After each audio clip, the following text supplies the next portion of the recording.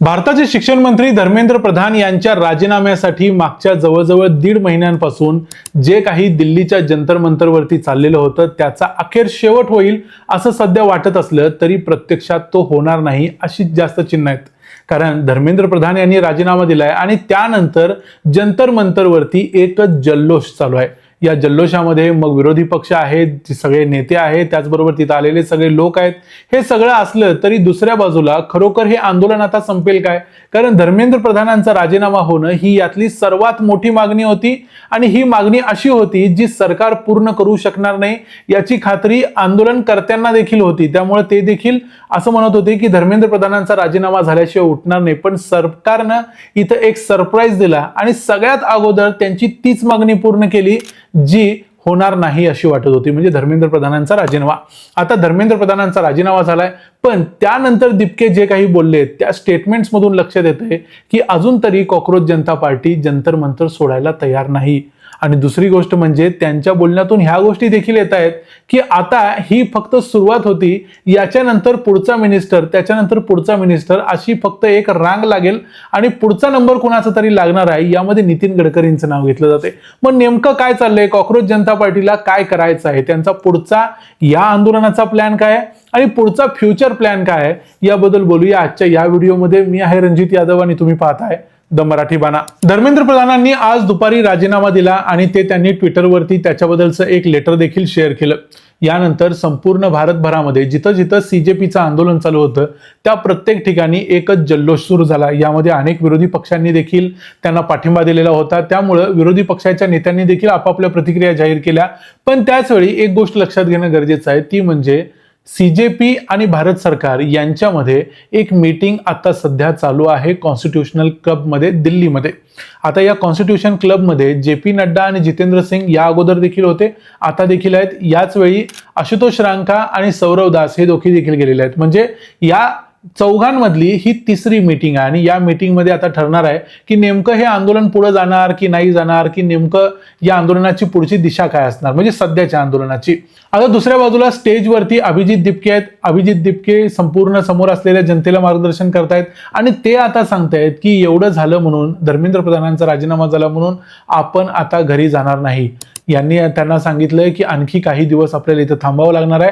आपल्या जेवढ्या मागण्या होत्या तेवढ्या सगळ्या मागण्या पूर्ण झाल्या पाहिजेत, तरच आपण हे आंदोलन थांबवणार आहोत। यानंतर अभिजित दिपके यांनी जे भाषण केलंय, म्हणजे कंटिन्युअसली ते मागच्या 2 तासांमध्ये त्या जंतर मंतरच्या स्टेजवरून वेगवेगळ्या कारणासाठी बोलतच आहेत। या भाषणामध्ये त्यांनी सांगितलं नरेंद्र मोदींना की सुबह हो गई मामू, ये पहला विकेट है। आता भारताच्या पंतप्रधानांशी ही बोलण्याची भाषा बरोबर की चूक हा नंतरचा प्रश्न आहे, पण मुद्दा असा आहे की हा जो विजयाचा आनंद आहे, या विजयाच्या आनंदातून कदाचित ते या भाषेत बोलत असावेत। मागच्या काही दिवसांमध्ये त्यांची भाषा ही अशीच राहिलेली आहे, पण ते जरी असलं तरी त्यांनी नरेंद्र मोदींना एक इशारा दिलाय की सुबह हो गई मामू, आणि हा पहिला विकेट आहे, म्हणजे पहिली विकेट पडलेली आहे। याच्यानंतर आणखी अनेक विकेट पडणं बाकी आहे, कारण त्यानंतर त्यांनी जे आपलं रोस्टर चेंज केलं, त्यांनी अगोदर 3 मागण्या मागितलेल्या होत्या, आता त्यांनी त्यामध्ये आणखी एक मागणी वाढवलेली आहे। आता त्यांच्या जे त्यांनी ट्विटरवरती शेअर केले त्यामध्ये त्यांनी सांगितलं की धर्मेंद्र प्रधानांचा राजीनामा व्हायला पाहिजे, तो झालेला आहे, त्याच्यासमोर त्यांनी ग्रीन टिक केले। त्याच्यानंतर 1 करोड रुपये मिळालं पाहिजे सर्व फॅमिलींना ज्या ज्या मुलांनी आत्महत्या केल्यात, ती पेंडिंग आहे असं लिहिलंय। त्याच्यानंतर ज्या विद्यार्थ्यांनी आंदोलन केलं त्यांच्यावरती ज्या केसेस घातलेल्या आहेत त्या सगळ्या केसेस काढून टाकल्या पाहिजेत, ही देखील पेंडिंग आहे असं सांगितलंय। आता यामध्ये आणखी एक चौथी मागणी वाढलेली आहे, ती म्हणजे पब्लिक अपॉलॉजी, म्हणजे RAF म्हणजे रॅपिड ऍक्शन फोर्स आणि दिल्ली पोलीस या दोघांनी देखील जाहीरपणे आंदोलनकर्त्यांची माफी मागायला पाहिजे। अर्थात देशातल्या एका पोलीस संस्थेनं अशा पद्धतीची माफी मागणं योग्य आहे का, किंवा अशी माफीची मागणी करणं देखील योग्य आहे का, हा महत्त्वाचा प्रश्न असला तरी आता अभिजित दिपकेंना वाटतंय की हा जो माहोल आहे, ही जी गर्दी आहे, या गर्दीच्या रेट्यामध्ये सरकारकडून काहीही मागणी करून मान्य करून घेता येईल आणि म्हणून त्यांनी ही मागणी वाढवलेली आहे। अगोदर ही मागणी कधीच नव्हती, ही मागणी आज पहिल्यांदा त्यांनी घातलेली आहे आणि ही त्यांनी स्टेजवरून बोलताना देखील सांगितलेली आहे। त्यामुळे त्यांना असं वाटतंय की ही चौथी मागणी देखील सरकार मान्य करेल तरच आपण जाऊ, अन्यथा त्यांना जर ही चौथी मागणी मान्य झाली नाही तर त्यांना स्टेजवर बसायची आणखी काही काळासाठी संधी मिळेल। आता अभिजित दिपकेंच्या दृष्टीनं आणि त्यांच्या टीमच्या दृष्टीनं जेवढा वेळ ते स्टेजवर बसून राहतील किंवा जेवढा वेळ ते जंतर मंतरवर बसून राहतील ते त्यांच्यासाठी फायद्याचं असणार आहे, कारण ते त्यांचं जे सक्सेस आहे, त्यांचं जे यश आहे, ते यशाच्या शिखरावर आहेत आणि त्या शिखरावर असताना तिथं जास्तीत जास्त वेळ राहणं हे त्यांच्यासाठी फायद्याचं असणार आहे भविष्याच्या दृष्टीनं. म्हणून ते तिथं राहण्याचा प्रयत्न करतील, कारण आता सगळं काही झालेलं आहे. आता फक्त छोट्या मोठ्या डिमांड्स आहेत ज्या सरकारनं पूर्ण करू असं अगोदरच सांगितलेलं आहे. फक्त पब्लिक अपॉलॉजी म्हणजे जाहीर माफी मागण्याचा जो मुद्दा आहे तेही पोलिसांनी, या मुद्द्याबद्दल सरकारनं काहीही सांगितलं नाही. आता जी मीटिंग चालू आहे त्यामध्ये याबद्दलचा काहीतरी निकाल लागेल, सरकार याबद्दलचं काहीतरी डिसिजन देईल.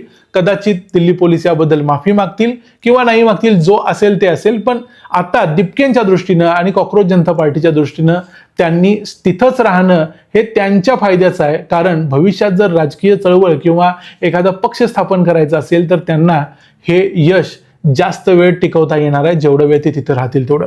यानंतर दिपकेंचं जे स्टेटमेंट होतं त्याच्याकडे थोडंसं नीट बघायला पाहिजे. त्यांनी नरेंद्र मोदींना जे म्हटलं की सुबह हो गई मामू आणि ये पहिला विकेट है, यामधून एक लक्षात घ्यायला पाहिजे की त्यांचा पुढचा जो रोख असणार आहे तो अशाच पद्धतीची आंदोलनं करणं, याच सेम जंतर मंतर लाईन्सवरती आंदोलन करणं, ज्यामध्ये देशातल्या संपूर्ण तरुणांना जंतर मंतरवर बोलवायचं आणि मग पार्लमेंटवर मार्च करायचा, याच पॉलिसीप्रमाणे आणखी काही आंदोलनं करणं. आणि त्यांनी सरळ सरळ, आता दिपकेंनी अजूनपर्यंत कोणाचं जरी नाव घेतलं नसलं तरी दिपकेंच्या बरोबर या आंदोलनामध्ये सुरुवातीपासून असणारे जे अर्पित शर्मा आहेत त्यांनी नितीन गडकरींचं नाव घेतलंय. याच्याशिवाय ध्रुव राठी, जे या संपूर्ण चळवळीचे एक प्रकारचे वैचारिक आधारस्तंभ आहेत, त्या ध्रुव राठींनी देखील इथेनॉलवाले बाबा म्हणजे नितीन गडकरींचं नाव घेतलंय. म्हणजे या चळवळीचं जे पुढचं चॅलेंज असणार आहे तो म्हणजे नितीन गडकरी यांचा राजीनामा घेणं. नितीन गडकरी यांनी इथेनॉलच्या मुद्द्यावरती अनेक चुका केलेल्या आहेत, त्या चुका त्यांच्या संपत नाही आहेत आणि त्यांना असं वाटतंय की ते जे करत राहतील ते सगळं हा देश सहन करत राहील. पण एक गोष्ट नक्की आहे की जर नितीन गडकरींना असं वाटत असेल की आपल्याला कुणीही काही करू शकत नाही, आपण अनटचेबल आहोत, तर त्यांच्यासाठी धर्मेंद्र प्रधानांचा जो धडा आहे तो अत्यंत महत्वाचा आहे. आणि कॉक्रोच जनता पार्टीचं पुढचं टार्गेट नितीन गडकरीच आहेत हे जवळजवळ स्पष्ट आहे, कारण त्या पक्षाशी संबंधित असणारे सगळे लोक आता त्यांचं नाव घेत आहेत. कारण कॉक्रोच जनता पार्टीला देखील असं वाटतंय की आपल्याला एक फॉर्म्युला सापडलाय, आपल्याकडं एक फॉर्म्युला आहे ज्याच्या पद्धतीनं जर आपण गेलो तर जे सरकार म्हणत होतं की आमच्यामध्ये कधीही राजीनामा द्यायची पद्धत नाही, ते सरकार देखील राजीनामा द्यायला सुरू करतं.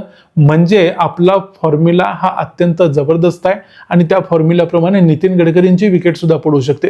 त्यामुळे नितीन गडकरींनी सावध राहायची गरज आहे, बीजेपीने देखील सावध राहायची गरज आहे.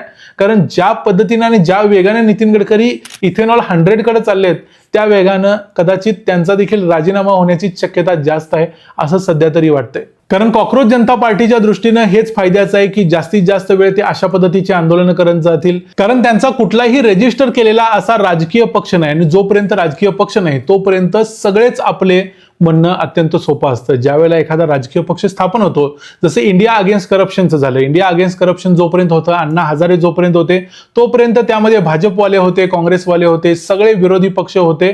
पण ज्या वेळेला इंडिया अगेन्स्ट करप्शनच्या ऐवजी आम आदमी पार्टी नावाचा एक पक्ष उभा राहिला, त्यानंतर आम आदमी पार्टीला एका वेगळ्या बाजूला काढलं गेलं, त्याची आयडियोलॉजी ठरली, त्याची विचारधारेप्रमाणे मग जे लोक तिकडे गेले ते गेले.